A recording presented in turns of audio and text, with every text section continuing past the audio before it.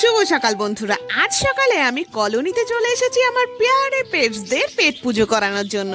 প্রথমে খাবার দেবো আমার ফিশিসদের, কারণ এদের প্রতি আমি একটু প্রসন্ন।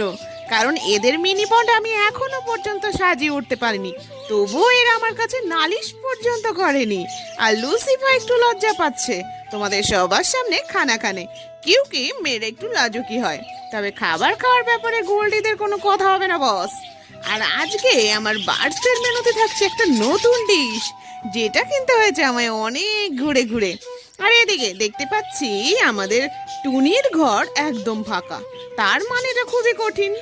টুনির সব বেবি বেরিয়ে গেছে, আর এই দুই ভাই জগাই আর মাধাই বের হতে পারেনি, বেরোবে খুব শিগগিরই, কালই দেখবো হয়তো বেরিয়ে গেছে। আর আর আর আর আর কুসুমের কিন্তু আরো একটা বেবি বেরিয়েছে, আর এখনো দুটো ডিম আস্ত আছে। এইবার তোমরা গেস